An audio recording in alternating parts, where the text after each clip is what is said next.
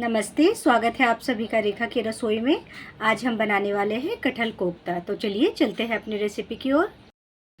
कटहल कोफ्ता बनाने के लिए हमने यहाँ पे 500 ग्राम कटहल ले लिया है। इसे धोकर साफ़ कर लिए हैं। यहाँ पे हमने 2 बड़े साइज़ के आलू लिए थे, जिसे हमने 2 टुकड़ों में काट लिया है। तो चलिए इसे बॉईल कर लेते हैं। एक कुकर ले लेंगे, उसमें हम कटहल को डाल लेंगे। सारे कटहल को कुकर में डाल लिया है। अब इसमें हम आलू को डाल देंगे और इसमें हम पानी को डाल लेंगे। तो हम इसमें पानी डाल लिए हैं, तो इसमें हम लगभग 2 से 3 सीटी लगा लेंगे। तो चलिए इसे हम गैस पे चढ़ा देते हैं। तो हमने कुकर को गैस पे चढ़ा लिया है। अब इसमें हम 3 सीटी लगा लेंगे। तो चलिए 3 सीटी लगा लेते हैं, उसके बाद आपसे मिलते हैं। तो देखिए हमने कुकर में 3 सीटी लगा लिया है। अब गैस को हम बंद कर देंगे और कुकर को ठंडा होने के लिए छोड़ देंगे। तो चलिए इसे ठंडा कर लेते हैं, फिर आपसे मिलते हैं। तो देखिए हमने कटहल और आलू को कुकर से निकाल लिया था और ये अच्छी तरह से सीज भी गया है और ये ठंडा भी हो गया है। और यहाँ पे हमने 2 टमाटर को बारीक बारीक काट लिया है। यहाँ पे हमने 2 बड़े साइज को प्याज को बड़े बड़े टुकड़ों में काट लिए हैं और 1 इंच अदरक को हम छोटे छोटे टुकड़ों में काट लिए हैं। यहाँ पे 1 गांठ लहसुन को हम छील लिए हैं और 2 हरी मिर्च ले लिए। इसका हम पेस्ट बनाएंगे। और यहाँ पे हम खड़े मसाले ले लिए हैं, लौंग, इलायची, दालचीनी और काली मिर्च। तो ये सब का हम पेस्ट बना लेंगे। तो चलिए पहले हम ये सब का पेस्ट बना लेते हैं, उसके बाद आपसे मिलते हैं। हमने यहाँ पे अदरक, लहसुन, प्याज, खड़े मसाले को डाल लिया है। अब इसका हम पेस्ट तैयार कर लेंगे, उसके बाद हम टमाटर अलग से पीस लेंगे। तो चलिए पहले इसका पेस्ट बना लेते हैं। तो हमने पेस्ट बनाकर तैयार कर लिया था टमाटर, अदरक, लहसुन को। तो इसको साइड रख लेते हैं। और यहाँ पे हमने एक बाउल में कटहल और आलू को डाल लिए हैं और जो कटहल के बीज थे उसे हमने कटहल से निकाल लिया है। आप चाहे तो इसे रहने दे सकते हैं, हमने इसे निकाल लिया है। और ये सबको हम एक मैशर से मैश कर लेंगे। तो चलिए इसे अच्छी तरह से मैश कर लेते हैं। तो इसे मैश करने के बाद आपसे मिलते हैं। तो देखिए हमने कटहल और आलू को अच्छी तरह से मैश कर लिया है। तो चलिए अब इसमें हम कुछ मसाले डाल लेते हैं। तो सबसे पहले हम इसमें 1 छोटा चम्मच नमक डाल लेंगे, 1 छोटा चम्मच मिर्ची पाउडर डाल लेंगे, आधा छोटा चम्मच हम हल्दी पाउडर डाल लेंगे। इसमें हम 4 बड़े चम्मच बेसन का डाल लेंगे। तो चलिए अब ये सबको आपस में अच्छी तरह से मिला लेते हैं। तो चलिए इसे मिला लेते हैं, उसके बाद आपसे मिलते हैं। तो देखिए हमने सभी चीज़ों को अच्छी तरह से मिला लिया है। तो चलिए अब हाथ को धो लेते हैं और इसके बॉल तैयार कर लेंगे। तो हमने हाथ में तेल लगा लिया है। अब इसके हम छोटे छोटे बॉल बना लेंगे। तो हम इतना सा लेंगे और इसके फिर गोले तैयार कर लेंगे।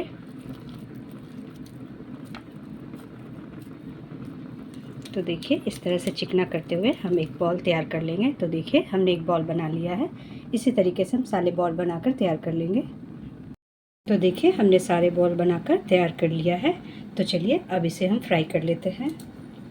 तो देखिए हमने गैस पर कढ़ाई चढ़ाकर तेल गर्म होने के लिए रख दिया था। तो हम इसे सरसों के तेल में फ्राई करेंगे। आप इसे कोई भी कुकिंग ऑयल में बना सकते हैं। तो तेल गर्म हो चुका है। तो चलिए एक एक बॉल को डालते हैं।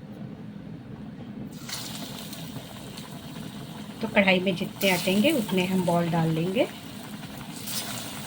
तो हमने इसमें 5-6 बॉल डाल लिया है और गैस को हम मीडियम कर देंगे। मीडियम गैस पे इसे उलटते पलटते फ्राई करेंगे। तो चलिए गैस को मीडियम कर लेते हैं।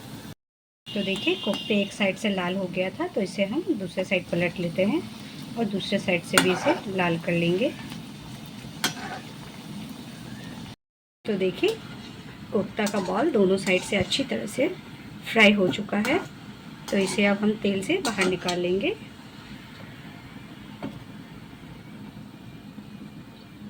और इसे हम एक प्लेट में रख लेंगे। तो इसी तरीके से हम सारे कोफ्ते को तलकर तैयार कर लेंगे। तो चलिए सारे कोफ्ते को पहले हम छान लेते हैं। तो देखिए हमने सारे कोफ्ते को तल लिया है। तो देखिए हमने सारे कोफ्ते को तलकर निकाल लिया है। अब इसकी ग्रेवी का तैयारी कर लेते हैं हम। देखिए हमने कढ़ाई में से तेल निकाल लिया है और थोड़े से तेल को रहने दिए हैं। तो इस पर अब हम खड़ा जीरा डालेंगे, 2 तेज़पत्ते को डालेंगे। जीरा अच्छी तरह से भून चुका है। अब इसमें हम प्याज, अदरक, लहसुन का जो पेस्ट बनाए थे उसको डालेंगे। तो अब हम प्याज, अदरक, लहसुन को फ्राई करेंगे जब तक प्याज अच्छी तरह से लाल ना हो जाए। तो चलिए इसे हम थोड़ी देर फ्राई कर लेते हैं, फिर आपसे मिलते हैं। तो देखिए हमने अदरक लहसुन प्याज के पेस्ट को अच्छी तरह से फ्राई कर लिया है। इसमें हम टमाटर का पेस्ट डाल लेंगे, तो इसे भी हम थोड़ी देर पका लेंगे। तो देखिए हमने टमाटर को भी 2 से 3 मिनट फ्राई कर लिया है। इसमें हम 1 छोटा चम्मच मिर्ची पाउडर डालेंगे, 1 छोटा चम्मच हल्दी पाउडर डालेंगे, 2 छोटा चम्मच धनिया पाउडर डालेंगे, 1 छोटा चम्मच जीरा पाउडर डालेंगे, 2 छोटा चम्मच नमक डालेंगे। नमक अपने स्वाद के अनुसार डालिएगा, क्योंकि हमने कोफ्ते बनाते समय भी नमक डाला था। अब सभी मसाले को हम अच्छी तरह से फ्राई करेंगे। तो मसाले को हम तब तक भूजेंगे जब तक मसाले में से तेल ना निकल जाए। तो चलिए इसे हम भूज लेते हैं, उसके बाद आपसे मिलते हैं। तो देखिए मसाले फ्राई हो चुके हैं। इसे लगभग हमने 4 से 5 मिनट तक भूना है और मसाले को हम ढक ढक कर भूने हैं।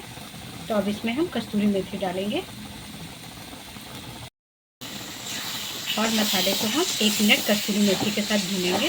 तो चलिए इसे 1 मिनट भून लेते हैं, उसके बाद आपसे मिलते हैं।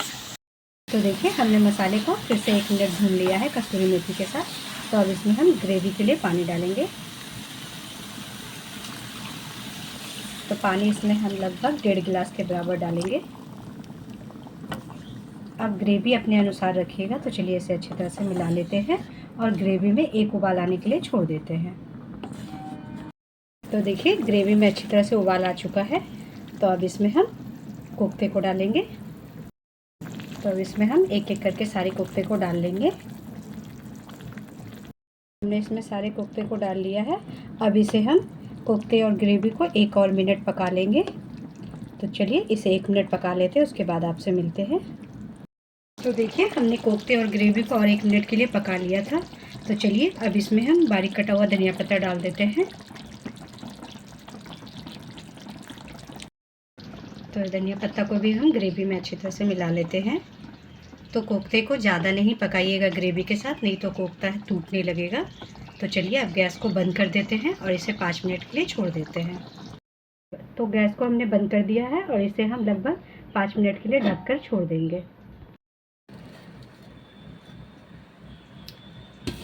तो लीजिए गर्मा गर्म कटहल कोफ्ता बनकर तैयार है। तो इसे अब हम सर्व कर लेते हैं। तो लीजिए गर्मा गर्म कटहल कोफ्ता बनकर तैयार है। तो इसे आप पूरी, पराठा, रोटी या चावल किसी चीज़ के साथ भी खाइए, या खाने में बहुत ही टेस्टी लगता है। तो इसे आप इंजॉय कीजिए। मिलते हैं नेक्स्ट वीडियो में। अगर आपको ये रेसिपी पसंद आई तो मेरे चैनल को लाइक, सब्सक्राइब और शेयर करना ना भूलें। धन्यवाद।